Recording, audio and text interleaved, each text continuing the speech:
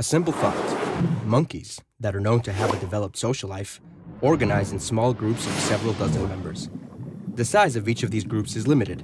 In order for them to function, all members of the group need to know each other well. The average size of the group changes from 20 to 50 members. When the number of monkeys in a group passes a certain threshold, the social order crumbles, and the group tends to split into two separate groups. A similar situation can be found amongst humans as well. The invention of language and gossip has helped us shape larger and more stable groups. Sociological research indicates that the maximum natural size of a group of humans is roughly 150 members. Most humans are just incapable of intimately knowing more than 150 people, so even today, the threshold of human organization is around the number of 150 members. Man is a social creature, and the feeling of loneliness can drive him mad. Yet the Western and modern world sanctions individuality. The individual is measured by personal achievements, such as having a career, wealth, a self-image, and consumerism. In this course of action, many people lose their social and familial connections in favor of a self-actualization ideal. As the social fabric in the Western world weakens, it is not surprising that more and more people define themselves as lonely, and thus, loneliness has become the most common ailment of the modern world.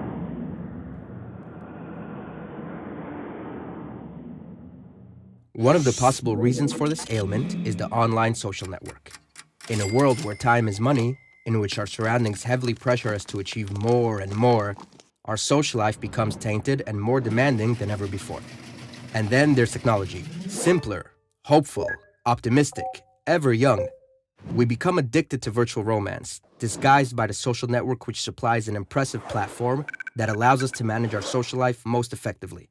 However, our fantasies about substitutions are starting to take a toll. We're collecting friends like stamps, not distincting quantity versus quality, and converting the deep meaning and intimacy of friendship with exchanging photos and chat conversations. By doing so, we're sacrificing conversation for mere connection, and so a paradoxical situation is created, in which we claim to have many friends while actually being lonely. So what is the problem in having a conversation? Well, it takes place in real time, and you can't control what you're going to say. And that is the bottom line. Texting, email, posting, all of these things let us present the self as we want it to be. We get to edit, and that means we get to delete. Instead of building true friendships, we're obsessed with endless personal promotion, investing hours on end building our profile, pursuing the optimal order of words in our next message, choosing the pictures in which we look our best, all of which is meant to serve as a desirable image of who we are. We're expecting more from technology and less from each other. The social networks aren't just changing what we're doing, but also who we are. And that's because technology appeals to us most where we are most vulnerable. And we are vulnerable. We are lonely, but we're afraid of intimacy, while the social networks offer us three gratifying fantasies.